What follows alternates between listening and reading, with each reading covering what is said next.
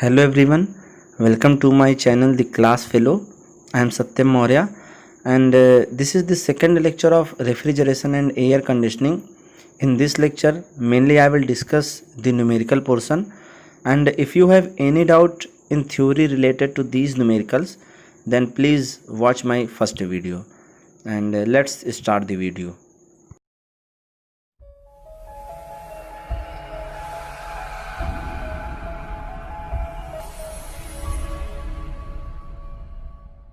So friends, before discussing the numerical problem of this chapter, ये एक बहुत ही important theory है जो कि सेमेस्टर एग्जामिनेशन में भी कई बार पूछी जाती है और ईएससी पॉइंट ऑफ व्यू से भी ये बहुत ही ज़्यादा इम्पॉर्टेंट है।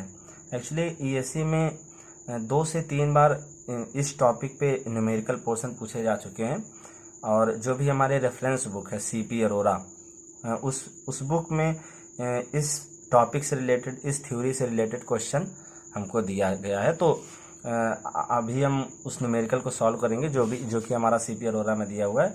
लेकिन उसके पहले हमको क्या करना है कि इसकी जो थ्योरी है उसको बहुत ही अच्छे वे में समझना है कि उसमें क्या है हमारा। तो फ्रेंड्स, जो भी हमारा हीट पंप और रेफ्रिजरेटर है, प्रीवियस लेक्चर में हम इसके बारे में देख चुके हैं, दोनों में क्या डिफरेंस था। तो हीट पंप एक्चुअली क्या करता है, जो कि विंटर सीजन में मेनली यूज़ होता है, ये जो भी हमारा एटमॉस्फियर है या सराउंडिंग है उससे हीट एब्जॉर्ब करके जिस भी रूम को या जिस भी स्पेस को हमको हीट करना होता है वहाँ पे हीट सप्लाई करता है। जबकि रेफ्रिजरेटर में क्या है, जो भी हमारा स्पेस होता है जिसका टेम्परेचर एटमॉस्फियर के टेम्परेचर से कम रखना होता है, तो वहाँ से रेफ्रिजरेटर एक्चुअल में क्या करता है, हीट एक्सट्रैक्ट करके सराउंडिंग में हीट रिजेक्ट करता है। तो यहाँ पे फ्रेंड्स क्या है, जो भी हमारे सराउंडिंग से इंटरेक्ट कर रहे हैं जो भी हीट एक्सचेंजर, वो यहाँ पे T2 टेम्परेचर वाला हीट एक्सचेंजर है और रेफ्रिजरेटर में T1 टेम्परेचर वाला हीट एक्सचेंजर है। यहाँ पे मेनली क्या है फ्रेंड्स, ये हीट एक्सचेंजर हमारा क्या कर रहा है, ये सराउंडिंग से हीट एब्जॉर्ब कर रहा है। जबकि रेफ्रिजरेटर में ये जो हीट एक्सचेंजर है वो सराउंडिंग में, जिसको हम मेनली कंडेंसर भी बोलते हैं, वो सराउंडिंग में हीट रिजेक्ट कर रहा है। तो यहाँ पे क्या है मेनली कि जो ये हीट एक्सचेंजर है जो कि हीट पंप में यूज हुआ है, इसका टेम्परेचर एक्चुअल में सराउंडिंग के टेम्परेचर से कम होता है। जबकि हमारे जो भी रेफ्रिजरेटर में T1 टेम्परेचर का हीट एक्सचेंजर यूज होता है, ये एक्चुअली क्या है, इसका जो टेम्परेचर होगा वो सराउंडिंग के टेम्परेचर से या एटमॉस्फेयर के टेम्परेचर से ज़्यादा होगा। ऐसा क्यों फ्रेंड्स होता है, इसको अभी हम देखेंगे आगे, एक छोटे से एग्जाम्पल के थ्रू समझेंगे। बट फिलहाल हम देखते हैं कि इसका यूज़ क्या है, ये हम क्यों पढ़ रहे हैं। तो फ्रेंड्स, जो भी COP का फार्मूला हम देखते हैं for heat pump and refrigerator, इसमें जो भी हमारे यहाँ पे टेम्परेचर यूज होते हैं T1/T1 - T2, ये एक्चुअली क्या है कि हीट एक्सचेंजर के टेम्परेचर होते हैं। बट अगर किसी क्वेश्चन में हमको सराउंडिंग का टेम्परेचर दे दे, चाहे जैसे सपोज करिए हीट पंप के केस में हमें यहाँ पे सराउंडिंग का टेम्परेचर दिया हुआ है, T2 डायरेक्टली नहीं दिया हुआ है, तो यहाँ पे हम T1 की वैल्यू, तो जो भी हमारा रूम जिसको हीट कर रहा है उसका टेम्परेचर तो दिया ही हुआ होगा T1 एंड T1। बट यहाँ पे जो T2 है, इस T2 की जगह पे हम डायरेक्टली सराउंडिंग का टेम्परेचर नहीं रख सकते हैं, because this is the temperature of heat exchanger. उसी तरह रेफ्रिजरेटर के केस में क्या होता है, रेफ्रिजरेटर के केस में जो भी हमारा फार्मूला होता है T2/T1 - T2, ये हमारे हीट एक्सचेंजर के जो है टेम्परेचर होते हैं। यहाँ पे T2 जो भी रेफ्रिजरेटेड स्पेस है उसका तो टेम्परेचर हमको गिवन होगा, T2 की वैल्यू यहाँ पे हम पुट कर देंगे। बट अगर हमको यहाँ पे एटमॉस्फेरिक टेम्परेचर दिया हुआ है या सराउंडिंग का टेम्परेचर दिया हुआ है, तो वहाँ पे हम डायरेक्टली उसको इस T1 की जगह पे पुट नहीं कर सकते हैं। क्यों? क्योंकि this is the temperature of heat exchanger, this is not the temperature of surrounding. तो इसलिए फ्रेंड्स, हमको इसके कॉन्सेप्ट के बारे में समझना होगा कि जब हमको सराउंडिंग टेम्परेचर दिया रहे तो यहाँ पे T2 की प्लेस पे हम क्या रखेंगे और यहाँ पे T1 के प्लेस पे हम कौन सा टेम्परेचर रखेंगे। तो आइए हम इसको एक छोटे से एग्जाम्पल से समझ लें। ये हमने सेमी पिक्चर यहाँ पे बनाया हुआ है इसको समझने के लिए। तो आइए फ्रेंड्स, हम हीट पंप और रेफ्रिजरेटर को अलग अलग समझते हैं। In the case of heat pump, जो भी हमारा ये हीट एक्सचेंजर है, एक्चुअल में क्या है, ये हमारा सराउंडिंग से क्या करता है, हीट एब्जॉर्ब करता है, और जो भी यहाँ पे रूम है, हम इसको रूम कह रहे हैं बेसिकली समझने के लिए, या जो भी जिस भी प्लेस को हमको हीट करना है, यहाँ पे हीट सप्लाई करता है। तो अगर यहाँ पे हमारा डिज़ायर्ड इफेक्ट ऐसा है कि हम सराउंडिंग से हीट एब्जॉर्ब करके इस हीट एक्सचेंजर को दें, मीन्स जो भी हमारा यहाँ पे सराउंडिंग का टेम्परेचर सपोज करिए यहाँ पे 10 डिग्री सेल्सियस दिया हुआ है और इसका टेम्परेचर अगर 8 डिग्री सेल्सियस है, तभी हमारी सराउंडिंग के 10 डिग्री सेल्सियस से हीट एक्सचेंजर के 8 डिग्री सेल्सियस पे हीट ट्रांसफ़र होगा। यहाँ पे आप फ्रेंड बिल्कुल सही से समझ पा रहे होंगे कि जो भी हमारा हीट फ्लो होता है वो high temperature to low temperature होता है। तो अगर हीट यहाँ पे एब्जॉर्ब होगा तो इसका मतलब कि सराउंडिंग हमारी हाई टेम्परेचर पे होनी चाहिए और जो भी हमारा ये हीट एक्सचेंजर है ये लो टेम्परेचर पे होना चाहिए। तो इसीलिए फ्रेंड्स आपने देखा होगा यहाँ पे जो भी हमने दिखाया हुआ था ये हीट एक्सचेंजर, ये सराउंडिंग के टेम्परेचर से लो टेम्परेचर पे दिखाया हुआ था, यही रीज़न था इसका। और यहाँ पे क्या है, रेफ्रिजरेटर के केस में रेफ्रिजरेटेड स्पेस से एक्चुअल में ये हीट लेके हमारे कंडेंसर के थ्रू एटमॉस्फेयर में हीट रिजेक्ट कर रहा है। तो फ्रेंड्स अगर हम चाहते हैं कि इस हीट एक्सचेंजर से सराउंडिंग में या एम्बियंट में जो है हमारा या जो भी हमारे एटमॉस्फेयर है वहाँ पे हीट रिजेक्ट हो, इसका मतलब क्या है कि ये हमारा हाई टेम्परेचर पे होना चाहिए और जो भी हमारी सराउंडिंग या एम्बियंट है वो हाई टेम्परेचर से लो टेम्परेचर में जो है हमारा यहाँ पे हीट ट्रांसफ़र होगा।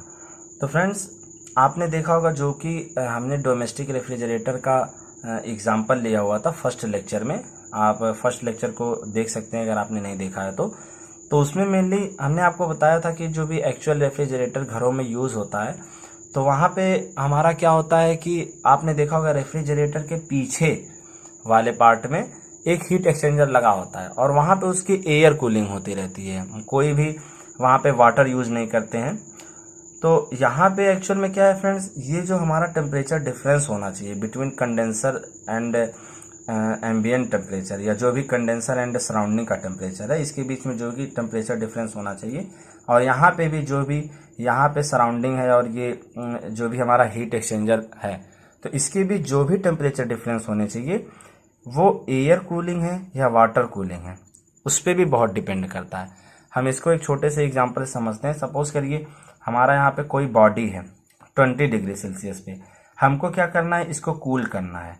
तो सबसे पहले एक बेसिक आइडिया आप ऐसे ही लगा सकते हैं कि अगर इस बॉडी को हमको कूल करना है तो जो भी हमारा एयर या वाटर हम यूज़ कर रहे हैं उसका टेम्परेचर इस बॉडी के टेम्परेचर से लो होना चाहिए, तभी तो इस बॉडी से एयर में या इस बॉडी से वाटर में हमारा हीट ट्रांसफ़र होगा।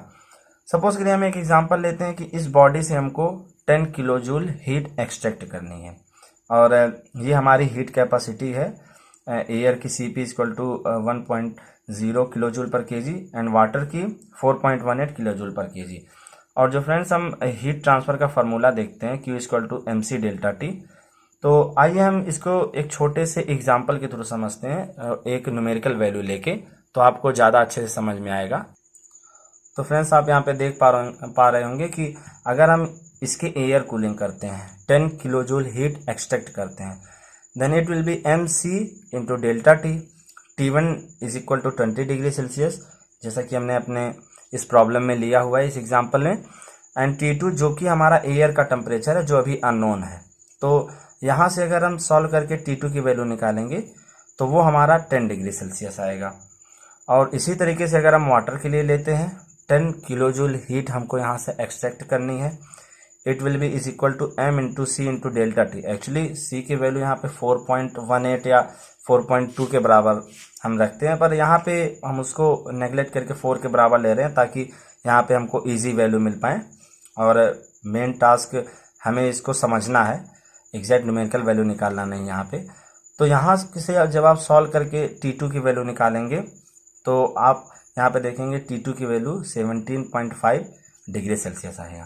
तो फ्रेंड्स सेम अगर हमारा कोई हीट एक्सचेंजर है, सेम हीट एक्सचेंजर है जिसको हमको कूल करना है 20 डिग्री सेल्सियस पे भी, तो अगर यहाँ पे हम एयर से कूल करते हैं तो उसका जो टेम्परेचर होना चाहिए वो 10 डिग्री सेल्सियस होना चाहिए। और जबकि हम इसको अगर वाटर से कूल करते हैं तो वाटर के केस में 17.5 डिग्री सेल्सियस होना चाहिए। तो फ्रेंड्स आप यहाँ पे देख सकते हैं वाटर के केस में जो भी हमारा टेम्परेचर डिफरेंस है, if we are doing the water cooling, then the temperature difference between heat exchanger and the surrounding will be low. But if we are cooling any heat exchanger with the help of air, then the temperature difference between heat exchanger and air will be high. तो ये friends ऐसा क्यों हो रहा है कि अगर हम सेम अमाउंट में एयर लेते हैं, सेम अमाउंट में वाटर लेते हैं, तो टेम्परेचर डिफरेंस यहाँ पे एम्बियंट के बीच में और हीट एक्सचेंजर के बीच में ज़्यादा आ रहा है। वो एक्चुअली डिपेंड करता है हमारा हीट कैपेसिटी पे। The formula of heat transfer will be m into C into delta T. ये जो m इंटू सी है ये एक्चुअली क्या है, ये हमारा हीट कैपेसिटी को बताता है कि जो भी हमारी एयर है वो किसी भी टेम्परेचर डिफरेंस के लिए कितनी हीट कैरी कर सकती है या कितनी उसकी कैपेसिटी है हीट को कैरी करने की, वो ये m इंटू सी बताता है। तो यहाँ पे फ्रेंड्स अगर हम 10 किलो जूल हीट हमने सेम ले लिया है और मास की वैल्यू सेम ले ली है, तो अगर C की वैल्यू हमारी ज़्यादा होगी, जैसे वाटर के लिए C की value 4.18 kilo joule per KG kelvin है, तो यहाँ के केस में हमारा क्या होगा, डेल्टा टी की वैल्यू हमारी कम हो जाएगी। सपोज करिए ये हमारा 20 है और इसकी वैल्यू 4 है, तो डेल्टा टी की वैल्यू 5 हो जाएगी। 4 into 5 is equal to 20। But इसकी वैल्यू अगर हमारी 20 ही रखते हैं हम, और m इंटू सी इसकी वैल्यू हम सपोज करिए m इंटू सी टोटल वैल्यू इसकी 2 लेते हैं, तो जो टेम्परेचर डिफरेंस होगा वो हमको यहाँ पे 10 रखना होगा। c की वैल्यू ज़्यादा, टेम्परेचर डिफरेंस कम, m इंटू सी की वैल्यू कम, टेम्परेचर डिफरेंस की वैल्यू ज़्यादा फॉर सेम हीट ट्रांसफर। तो इसलिए फ्रेंड्स आप इसको थोड़ा सा ध्यान दीजिए कि अगर हम एयर कूलिंग करते हैं तो between heat exchanger and surrounding the temperature difference will be more, but if we are cooling by water with the help of water, then the temperature difference between surrounding and the heat exchanger will be less. तो friends आइए हम इस पे base एक numerical देखते हैं। Air temperatures during summer and winter in a particular locality are 45 degrees Celsius and 15 degrees Celsius respectively. Find the value of Carnot COP for an air conditioner for cooling and heating corresponding to refrigeration temperature 5 degrees Celsius and heating temperature 55 degrees Celsius for winter, 5 degrees Celsius for summer and 55 degrees Celsius for winter. Assume suitable temperature differences in the heat exchanger that exchange heat with the surrounding. So friends, इस question में हमको basically क्या करना है, जो भी हमारे ambient temperature दिए हुए हैं विंटर और समर के केस में, और समर और विंटर के केस में हमको जो भी कूलिंग और हीटिंग का टेम्परेचर है, जैसे कूलिंग के लिए रेफ्रिजरेशन के लिए 5 डिग्री सेल्सियस दिया हुआ है और हीटिंग के लिए इन विंटर में जो है 55 डिग्री सेल्सियस दिया हुआ है। तो आइए हम जो टेम्परेचर डिफरेंस कैसे ज्यूम करते हैं और ये न्यूमेरिकल कैसे लगाएंगे, आइए वो हम सॉल्व करते हैं। तो फ्रेंड्स इस न्यूमेरिकल में क्या दिया हुआ है, for summer and for winter जो हमारे एम्बिएंट टेम्परेचर की वैल्यू यहाँ पे एक्चुअली दे रखी है। समर के केस में हमारी एम्बिएंट टेम्परेचर की वैल्यू 45 दे रखी है, while the temperature of refrigerated space या ये जो टेम्परेचर है इस हीट एक्सचेंजर का वो हमको 5 डिग्री सेल्सियस यहाँ पे दिया हुआ है, जबकि जो भी हमारा एम्बिएंट टेम्परेचर है उसकी वैल्यू 45 डिग्री सेल्सियस दी हुई है। और same for winter air conditioning के केस में हमको क्या दिया हुआ है, जो भी हमारा स्पेस था विंटर के केस में जो भी हमारा स्पेस था जिसको हमको हीट करना था उसका टेम्परेचर 55 डिग्री सेल्सियस दे दिया है हमको यहाँ पे। बट जो हमारा यहाँ पे हीट पंप के केस में विंटर के केस में जो हमारा एम्बिएंट टेम्परेचर की वैल्यू दिया हुआ था वो 15 डिग्री सेल्सियस दिया हुआ था। यहाँ पे हमको क्या करना है, T2 की वैल्यू यहाँ पे फाइंड करनी है और हीट पंप के केस में, जबकि रेफ्रिजरेटर के केस में T1 की वैल्यू फाइंड करनी है। क्यों? क्योंकि अगर हम COP का फार्मूला देखते हैं यहाँ पे फ्रेंड्स, COP का फार्मूला, तो COP जो भी हमारे रेफ्रिजरेटर के लिए होगा वो क्या हो जाएगा, desired effect T2 upon T1 minus T2, और COP हीट पंप के केस में क्या होगा, T1, क्योंकि यहाँ पे हमारा जो डिजायर्ड इफेक्ट है वो ये है, T1 upon T1 minus T2। तो इन दोनों के केस में हमको हीट एक्सचेंजर का यहाँ पे टेम्परेचर रखना है। तो उसके लिए आपको मैं अभी फ़िलहाल आपको स्क्रीन पे ये इसका सलूशन भी दिख रहा होगा इस क्वेश्चन का, जो कि CP अरोरा की बुक का है। तो इसमें हमारे इस बुक में इन्होंने क्या किया है कि assume 50 degree Celsius temperature difference for air cooling.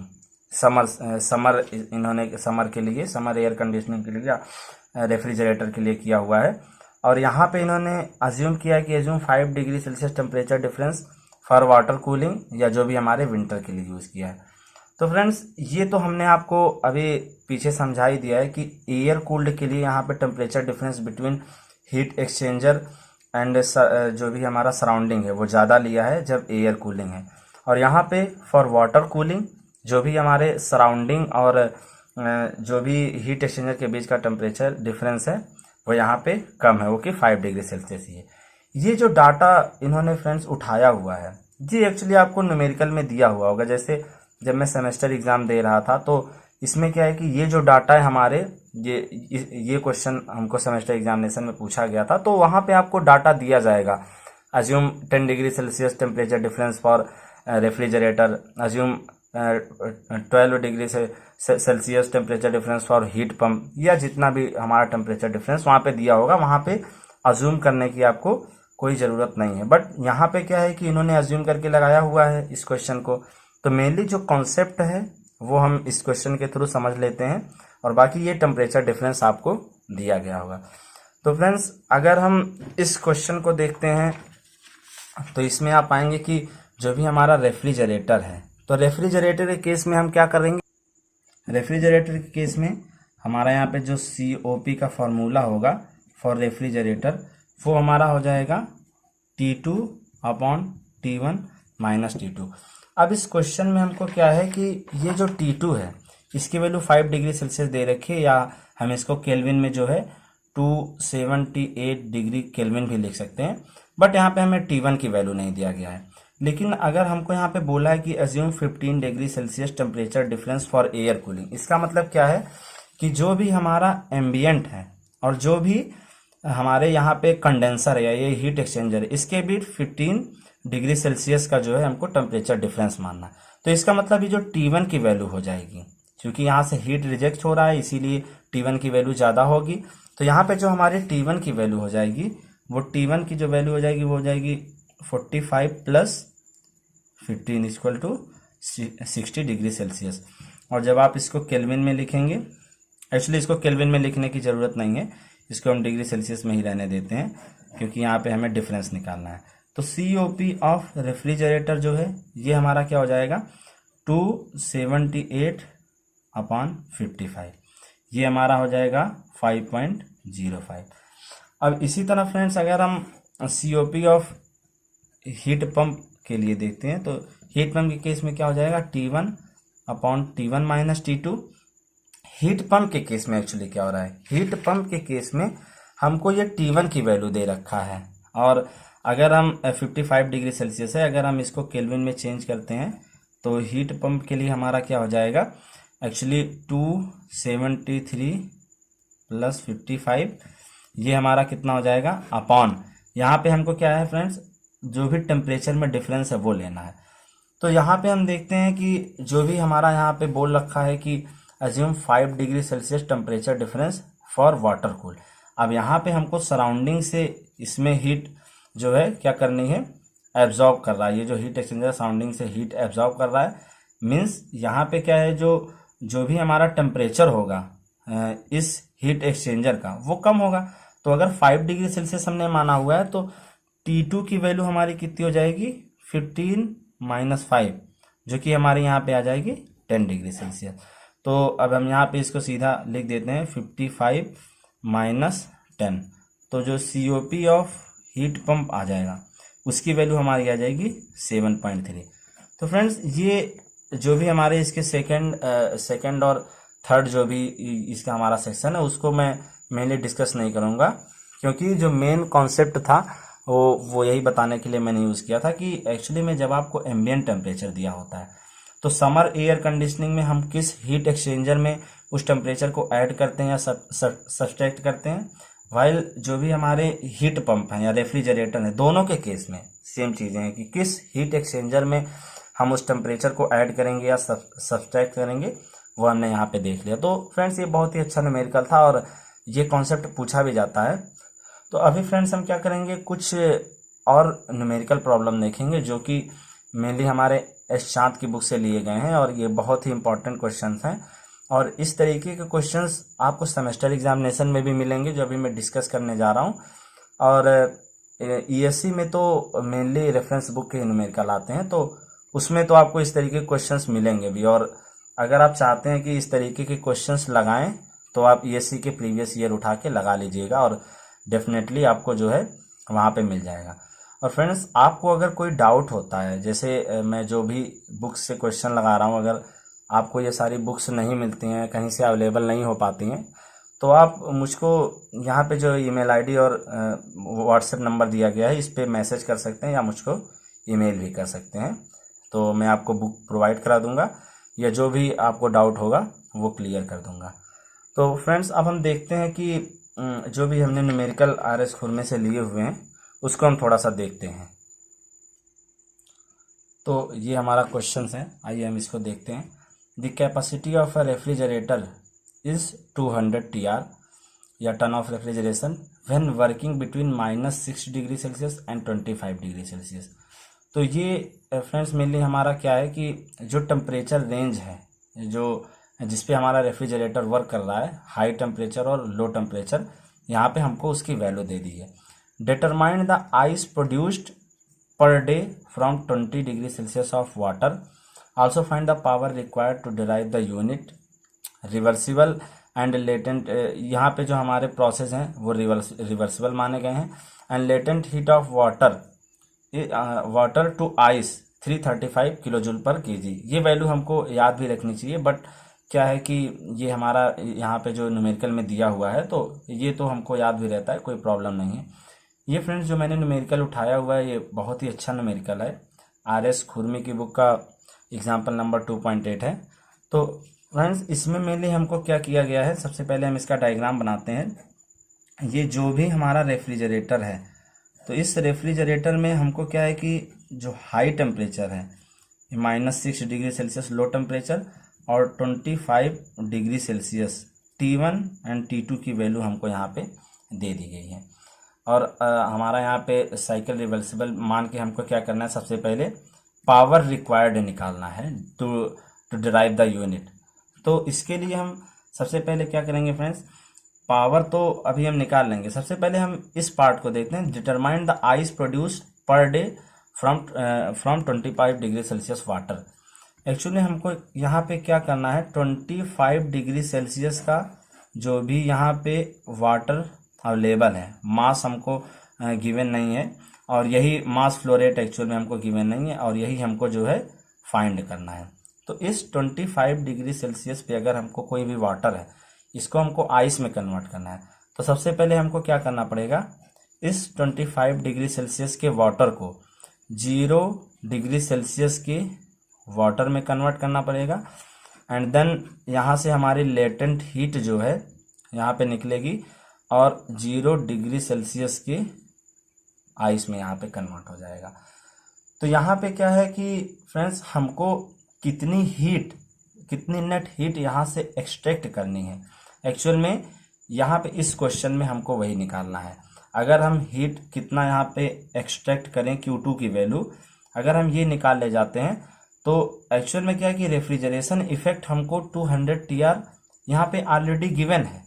Then हम इन दोनों को इक्वेट करके मास की वैल्यू निकालेंगे, मास फ्लो रेट जो भी हमारा यहाँ पे रेफ्रिजरेंट जो भी मास फ्लो रेट है इसका।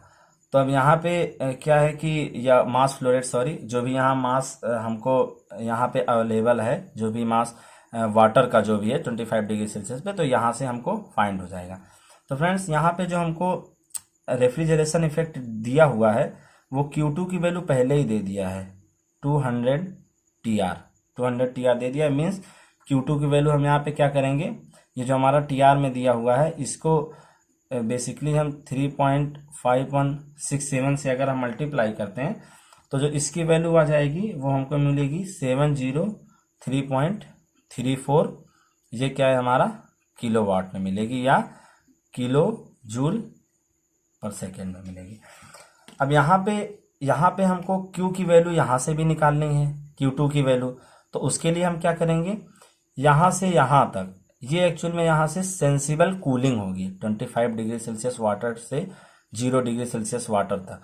तो यहाँ पे हम लगाएंगे M into C into delta T वाला फार्मूला, जो कि यहाँ से इतनी हीट हमको एक्सट्रैक्ट करनी है। और 0 डिग्री सेल्सियस वाटर से 0 डिग्री सेल्सियस आइस में कन्वर्ट करने के लिए यहाँ पे मास इंटू हम यहाँ पे जो भी है लेटेंट हीट, ये यहाँ पे लगाएंगे। तो अब इसमें हमको क्या होगा कि इन दोनों हीट को अलग अलग जब हम जोड़ देंगे तो इतनी नेट हीट हमको यहाँ पे एक्सट्रैक्ट करनी है, जिसकी वैल्यू यहाँ पे हमको गिवन है 703.34 किलोवाट। इन दोनों को इक्वेट करके हम मास की वैल्यू निकाल लेते हैं। आइए हम इसको कैलकुलेट करते हैं। So this will be mass into 4.18 into delta T 25 minus 0 plus M into L, M into latent heat की वैल्यू जो है हमको 335 दे रखी थी। This will be is equal to जो भी हमको यहाँ पे रेफ्रिजरेशन इफेक्ट दिया गया है। तो फ्रेंड्स जब आप इसको जो है सॉल्व करेंगे तो यहाँ से मास की जो वैल्यू आएगी वो हमको आ जाएगी 137,550 kg, या हम इसको लिख सकते हैं 137. तो यहाँ पे फ्रेंड्स क्या है, मैंने ये न्यूमेरिकल क्यों कराया, एक्चुअल में आप हमेशा देखेंगे कि जब भी हम पीवी डायग्राम या पीएच डायग्राम, टीएच डायग्राम जो भी जब हम आगे रेफ्रिजरेटर का डिस्कस करेंगे तो मेनली अगर आपको कहीं पहले ही यहाँ पे हमको रेफ्रिजरेशन इफेक्ट की वैल्यू दे दिया है, तो चाहे आपको इस तरीके का प्रॉब्लम दे के कुछ हमको मास पूछा होगा कि कितना मास यहाँ पे वाटर का होना चाहिए कि इतना रेफ्रिजरेशन इफेक्ट हमको मिले और 25 डिग्री सेल्सियस वाटर से 0 डिग्री सेल्सियस आइस में कन्वर्ट हो जाए। तो यहाँ पे रेफ्रिजरेशन इफेक्ट हमको पहले ही दे दिया है और यहाँ से हमको निकालना भी होगा। या एक केस ऐसा भी हो सकता है कि हमको COP का फार्मूला पता होता है, COP equal to desired effect upon यहाँ पे हमारा क्या हो गया वर्क इनपुट। या तो एक केस ऐसा भी हो सकता है फ्रेंड्स कि हमको COP दिया रहे और डिजायर्ड इफेक्ट की वैल्यू या जो भी रेफ्रिजरेशन इफेक्ट की वैल्यू है वो हमको इस तरीके से कैलकुलेट करवा ले मास दे के, या फिर हमको ऑलरेडी दिया रहे और वहां से जो भी वर्क इनपुट है इसकी वैल्यू हमको निकालनी रहेगी। तो किसी भी डिफरेंट फॉर्म में हमको क्वेश्चन दिए जा सकते हैं। अभी एक बहुत ही इसका फेमस क्वेश्चन है जो फिश के लिए, जो कि हम फिश को प्रिजर्वेशन में यूज करते हैं। फिश को जो भी हम किसी फ्रीजर में रखते हैं तो उसका टेम्परेचर कितना होना चाहिए कि जो है वो प्रिवेंट हो सके, खराब ना हो। तो उसके लिए क्या है कि एक न्यूमेरिकल RS खुरमी का भी हम उसको करके देखेंगे। पहले ये जो न्यूमेरिकल है हम इसको पूरी तरह सॉल्व करते हैं। तो फर्स्ट पार्ट जो है determine the ice produced per day from 25 degree Celsius of water, ये तो पोर्शन यहाँ पे हमें सॉल्व हो गया है, मास की वैल्यू आ गई है। अब जो इसमें सेकेंड है कि also find the power required to drive the unit. Actual में जब हमको पावर रिक्वायर्ड पूछा हुआ है बट यहाँ पे हमको प्रोसेस रिवर्सिबल दे दिया है। तो COP का फार्मूला हम जानते हैं कि COP जो होगा वो हमारा क्या होगा T1 upon T2 minus T1, और यही हमारा बराबर किसके होगा desired effect upon work input. तो जो भी हमारा यहाँ पे डिजायर्ड इफेक्ट है, डिजायर्ड इफेक्ट हमको पहले से दिया हुआ था, वो हमको कितना दिया हुआ था 200 TR, ये हमारा डिजायर्ड इफेक्ट दिया हुआ था। या इसको हम लिख सकते हैं 200 इंटू 3.5167, जिसकी वैल्यू भी हमने यहाँ पे पीछे देखी हुई थी। इसकी वैल्यू है 703.34। तो यहाँ पे हम मेनली क्या है कि हमको यहाँ पे पूछा है इसी की वैल्यू हमको पूछी हुई है कि find the power required to drive the unit.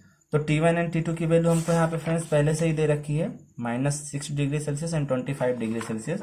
तो अगर हम इससे COP की वैल्यू निकालते हैं, यहाँ पे डिग्री केल्विन में रखनी पड़ेगी सारी वैल्यू। तो यहाँ पे आ जाएगा 267 अपॉन 298 माइनस 267, यहाँ पे सारी वैल्यू मैंने केल्विन में रखी है। This will be is equal to, जो भी हमारा यहाँ पे डिजायर्ड इफेक्ट था वो कितना था, 703.34 अपॉन, यहाँ पे कितना हो जाएगा, यहाँ पे हो जाएगा वर्क इनपुट। तो यहाँ पे जो वर्क डन की वैल्यू आएगी, जो भी इस रेफ्रिजरेटर को एक्चुअल में हमको रन करना है, वो आ जाएगी 81.4 किलोवाट। ये वर्क डन की वैल्यू या डब्ल्यू की वैल्यू है। तो फ्रेंड्स यहाँ पे दोनों पार्ट हमारे कवर हो गए। तो मेनली इसमें क्या था, हमको जो भी यहाँ पे मास हमको फाइंड करना था कि यहाँ पे ये जो यहाँ से कि हमको 25 डिग्री सेल्सियस पे कितने वाटर को हम लें कि वो 0 डिग्री सेल्सियस के आइस में कन्वर्ट हो जाए और इतना रेफ्रिजरेशन इफेक्ट दे। तो वो हमने यहाँ पे कैलकुलेट कर लिया। और जो सेकंड था कि also find the power required to drive the unit, process are reversible, हमको यहाँ पे दे रखी थी। तो रेफ्रिजरेशन इफेक्ट दिया हुआ था, हमने रिवर्सिबल प्रोसेस के लिए या कार्नोट COP यूज करके हमने यहाँ पे वर्क डन निकाल लिया। तो फ्रेंड्स ये बहुत ही अच्छा एक न्यूमेरिकल था, और इस तरह के न्यूमेरिकल आपको सेमेस्टर एग्जाम में कई बार देखने को मिलेंगे। तो आइए अब हम एक दूसरा बहुत ही अच्छा क्वेश्चन देखते हैं, जो कि थोड़ा सा लेंदी है, बट उसमें आपको मोस्ट ऑफ द पोर्शन जो है कवर हो जाएंगे। तो आइए हम उसको देखते हैं। तो इस क्वेश्चन में हमको बोला गया है, ये भी फ्रेंड्स एक्चुअली RS खुरमी का ही न्यूमेरिकल है, न्यूमेरिकल नंबर 2.10। तो अगर आपको इस न्यूमेरिकल में कुछ भी डाउट हो तो आप वहाँ से जाके देख सकते हैं, RS खुरमी का ही न्यूमेरिकल है। तो इसमें फ्रेंड्स क्वेश्चन हम देखते हैं, a cold storage plant is required to store 20 ton of fish. तो कोई भी हमारा एक कोल्ड स्टोरेज प्लांट है जिसमें कि हमारे 20 टन ऑफ फिश रखी हुई हैं। The fish is supply at a temperature of 30 degree Celsius. कहीं से भी हमको यहाँ पे फिश ला के रखी भी जा रही हैं, तो वो एक्चुअली इनिशियली 30 डिग्री सेल्सियस में है, जो कि यहाँ पे किसी भी हमारे कोल्ड स्टोरेज प्लांट में रखा जा रहा है। अभी मेनली क्या है कि यहाँ पे कुछ वैल्यू दे रखी है, the specific heat of fish above freezing point is 2.93। Above freezing point जो भी हमारा उसका स्पेसिफिक हीट की वैल्यू है 2.93 kilo joule per KG kelvin है। एंड बिलो फ्रीजिंग पॉइंट जो भी हमारे स्पेसिफिक हीट की वैल्यू है 1.26 kilo joule per KG kelvin. The fish is stored in a cold storage and maintain at -8 degree Celsius. इस cold storage का जो भी हमारा टेम्परेचर है वो -8 डिग्री सेल्सियस यहाँ पे हमको मेंटेन करना है।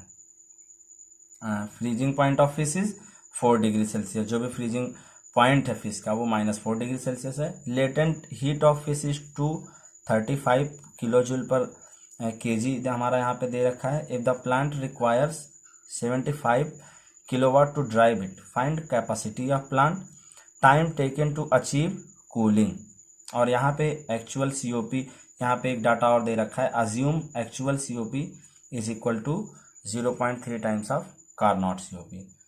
तो इसमें फ्रेंड्स मेनली हमको क्या करना है, हम यहाँ पे देखते हैं। सबसे पहले हम जो भी हमारा ये प्रोसेस है उसको एक छोटे से ब्लॉक डायग्राम से समझने की कोशिश करते हैं। तो जो फिश का यहाँ पे इनिशियल टेम्परेचर है फिश का, जहाँ से भी हम इसको ला रहे हैं कैरी करके, तो वो 30 डिग्री सेल्सियस है।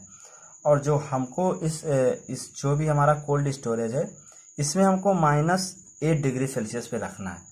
तो फ्रेंड्स एक्चुअल में अगर हम देखें तो हमको यहाँ से कितनी हीट एक्सट्रैक्ट करनी है, सबसे पहले तो हमको यहाँ पे ये निकालना पड़ेगा टोटल हीट। तो यहाँ से टोटल हीट निकालने के लिए हम क्या करेंगे, सबसे पहले तो फ्रेंड्स यहाँ पे 30 डिग्री सेल्सियस से, क्योंकि -4 डिग्री सेल्सियस इसका फ्रीजिंग पॉइंट है, तो फ्रीजिंग पॉइंट के बाद हमको क्या है कि अगर हमको -4 डिग्री सेल्सियस पे चाहिए होता तो सबसे पहले यहाँ से तो हमको क्या है सेंसिबल हीटिंग होगी, sensible cooling means MC ΔT। और C जो यहाँ पे हमको यूज़ करना है, ये हमको यूज़ करना है एबव फ्रीजिंग पॉइंट। अभी फ्रीजिंग पॉइंट से एबव का जो टेम्परेचर है ये हमारा सब, ये वाला C हमको यहाँ पे यूज़ करना है, C1 हम इसको मान लेते हैं। फिर यहाँ पे हमको क्या है कि -4 डिग्री सेल्सियस है, -4 डिग्री सेल्सियस पे ही फिर हमको लेटेंट हीट भी यहाँ पे मिलेगी। और फिर -4 डिग्री सेल्सियस से -8 डिग्री सेल्सियस के बीच फिर से यहाँ पे सेंसिबल कूलिंग होगी, MC2 delta T. Delta T यहाँ पे 30 -4 हो जाएगा, और यहाँ पे डेल्टा टी कितना हो जाएगा, -4 माइनस इन ब्रैकेट -8। तो यहाँ पे मेनली हमको क्या है फ्रेंड्स, यहाँ पे जो C2 की वैल्यू यूज़ करना है वो हमको यूज़ करना है below freezing point, this value, this will B C1 and this will B C2। तो यहाँ पे एक्चुअल में फ्रेंड्स हमको क्या है कि मास की वैल्यू दे रखी है 20 टन, और C1 की वैल्यू दे रखी है, डेल्टा टी की वैल्यू दे रखी है, और लेटेंट हीट यहाँ पे 235 हमको दे रखा है फिश के लिए जो भी है, और फिर सेंसिबल कूलिंग के लिए मास की वैल्यू हमारा वही 20 टन रहेगा, C2 की वैल्यू यहाँ पे दे रखी है, डेल्टा टी की वैल्यू यहाँ पे भी दे रखी है। तो फ्रेंड्स अगर ये सारी वैल्यू हम कैलकुलेट करते हैं तो हमको यहाँ पे कुछ इस तरह की वैल्यू जो है हमको मिल जाएंगी। तो हम यहाँ पे क्या है कि एक्चुअल में इसको Q1 मानते हैं, this will B Q2 and this will B Q3। तो जो टोटल Q होगा वो हो जाएगा हमारा Q1 plus Q2 plus Q3। तो फ्रेंड्स ये वैल्यू मैं कैलकुलेट नहीं करने जा रहा हूँ, सिर्फ आपको यहाँ पे क्या करना है, Q1 Q2 Q3 की मास C डेल्टा टी की वैल्यू यहाँ पे दे रखा है, लेटेंट हीट की वैल्यू भी दे रखा है, M इंटू एल आप यहाँ से कैलकुलेट कर सकते हैं, यहाँ पे M into C2 into delta T भी कैलकुलेट कर सकते हैं। तो यहाँ पे जो हमको फाइनल Q की वैल्यू मिलने वाली है वो जो हमारे मिलेगी वो मिलेगी something 6.793 into 10⁶ kilo joule. Means यहाँ पे हमको क्या करना है, इस जो भी हमारी फिश है इसको -8 डिग्री सेल्सियस पे अगर हमको 30 डिग्री सेल्सियस से -8 डिग्री सेल्सियस पे अगर हमको लाना है, 20 टन है हमारा यहाँ पे, तो इसके लिए हमको क्या करना होगा फ्रेंड्स, इतनी हीट हमको कॉन्टिन्यूसली वहाँ पे एक्सट्रैक्ट करनी होगी। ये जो हीट है हमारी ये किलो जूल में है। तो फ्रेंड्स अब हम इसके जो भी पार्ट्स हैं 1 बाय 1 देखते हैं कि हमारा यहाँ पे पूछा क्या गया है, जिससे हमको एक थोड़ा सा आइडिया मिलेगा। जो हमारा फर्स्ट पार्ट है उसमें हमको क्या कहा है कि derive the capacity of plant.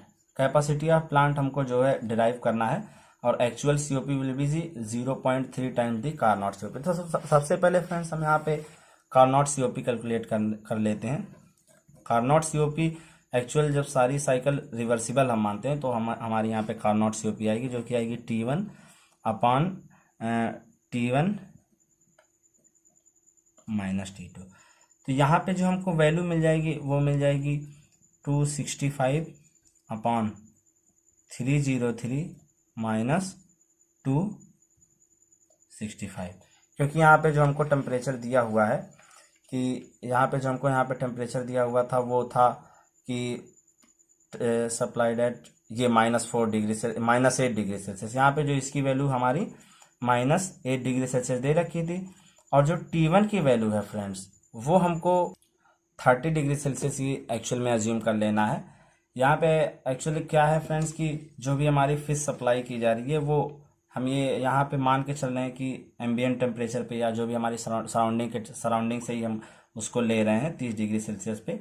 और यहाँ पे हमको T1 की वैल्यू स्पेशली दी नहीं थी, तो इसलिए हम यहाँ पे क्या है कि 30 डिग्री सेल्सियस हम यहाँ पे मान लेंगे। एक्चुअली फ्रेंड्स आप यहाँ पे बहुत सारे क्वेश्चंस ऐसे देखेंगे जिसमें आपको सिर्फ दिया होगा कि सराउंडिंग से कोई ऑब्जेक्ट हमने उठाया जो कि 35 डिग्री सेल्सियस पे था, उसको हम जो है 10 डिग्री सेल्सियस तक उसको कूल करते हुए ले गए।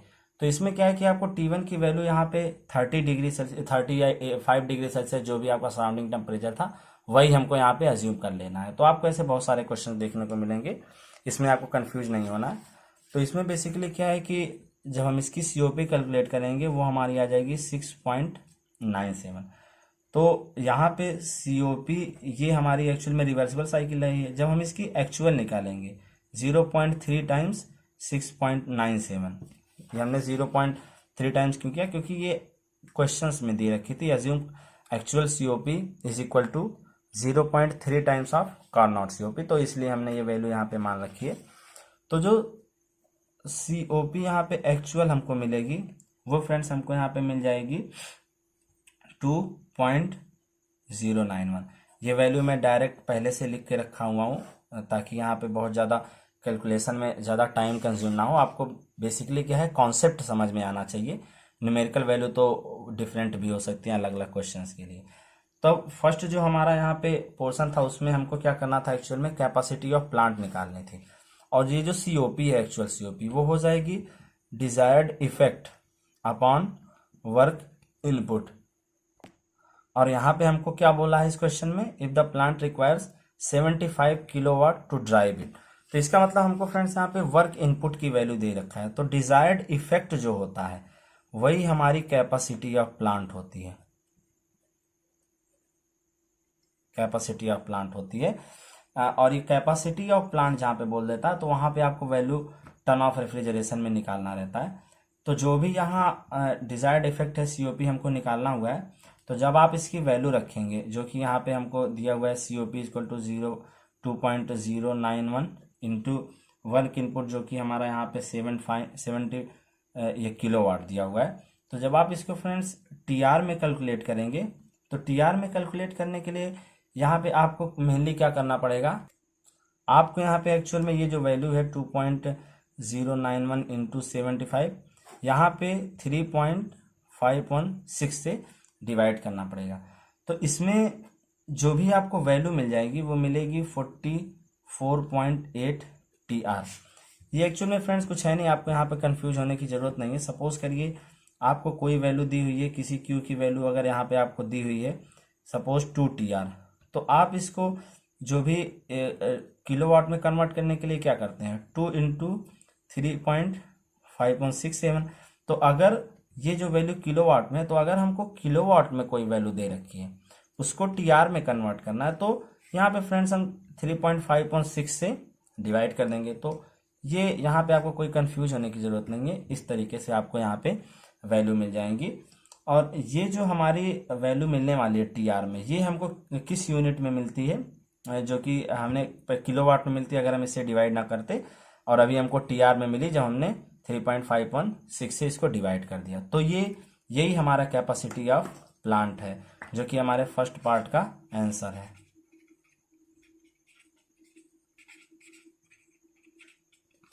अब फ्रेंड्स हम इसका सेकंड पार्ट देखेंगे मेनली, जो कि बहुत ही इंटरेस्टिंग है। तो सेकंड पोर्शन हमारा क्या है, time taken to achieve cooling.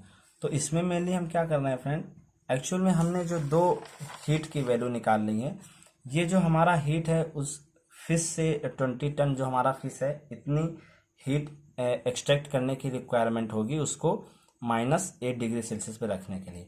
और साथ ही साथ हमने यहाँ पे जो प्लांट है, प्लांट की कैपेसिटी या डिजायर्ड इफेक्ट जो है, मीन्स हम कितनी हीट निकालें, जो भी हमारा 75 किलोवाट वर्क किया जा रहा था उसके अकॉर्डिंग हम कितनी हीट निकालें, वो हमने यहाँ पे कैलकुलेट कर ली है 44.8 जो है यहाँ पे टीआर। तो हम कुछ नहीं करेंगे, बेसिकली इन दोनों क्यू जो है, इन दोनों क्यू को हम इक्वल करके क्या करेंगे, टाइम टेकन की वैल्यू निकालेंगे। तो सबसे पहले हमने जो भी Q2 की वैल्यू निकाली हुई है फार्मूले से 44.8 टीआर, अगर हम इसको फिर से कन्वर्ट करते हैं केजी किलोवाट में कन्वर्ट करते हैं, तो ये हो जाएगा 44.8 इंटू 3.567, जो कि हमारा बराबर हो जाएगा 156.8 किलो जूल पर सेकेंड में।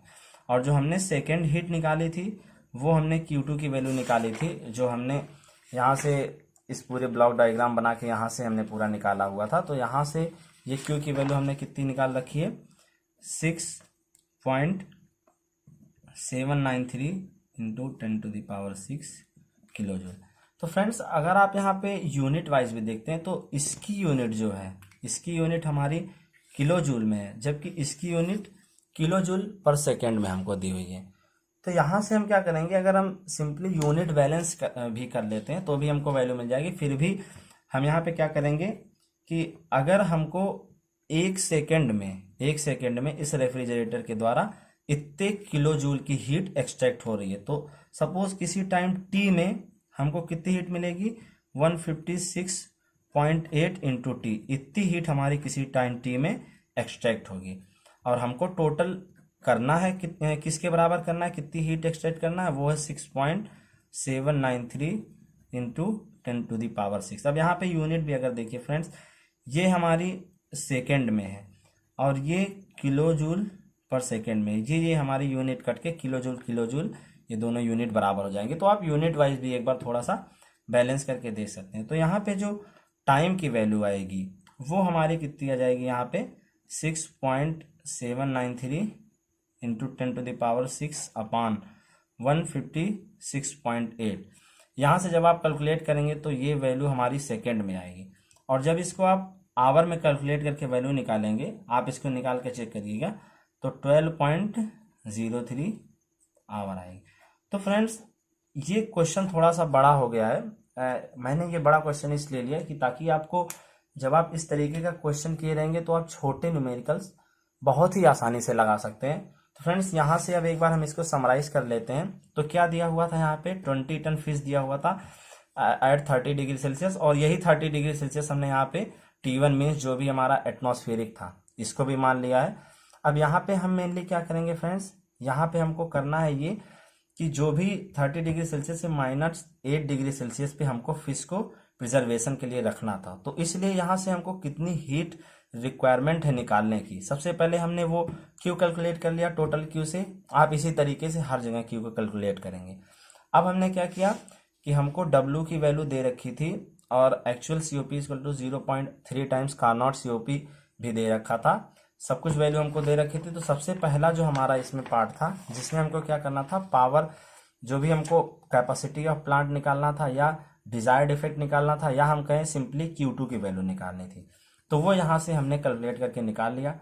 अब जब ये हीट हमको, इतनी हीट हमको एक्सट्रैक्ट करनी पड़ेगी जो कि हमारा फिश के लिए डाटा दिया हुआ है, और ये हमारे प्लांट की कैपेसिटी है, या हम कहें कि इतनी हीट जो है हमारा पर जो भी हमने यहाँ पे हीट निकाली हुई है, इतनी हीट पर किलो जूल पर सेकेंड, 1 सेकेंड में इतनी हीट हमारा प्लांट, ये जो हमने रेफ्रिजरेटर डिजाइन किया, ये हमारा एक्सट्रैक्ट करेगा।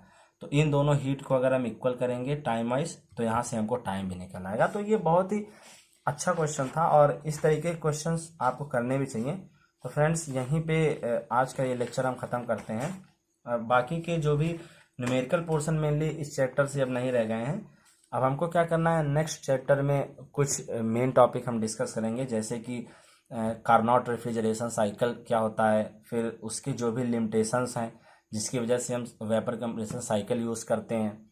तो इन सारे जो भी हमारे थ्योरी है, सबसे पहले हम उस थ्योरी पोर्शन को देखेंगे। उसके बाद जो इसका सबसे मेन टॉपिक है pH डायग्राम, TS डायग्राम और PV डायग्राम, और जो भी हमारे जैसे कि हम कहें कि डाटा बुक से और pH चार्ट से बहुत सारे न्यूमेरिकल्स हमारे मेनली गेट एग्जामिनेशन में पूछे जाते हैं।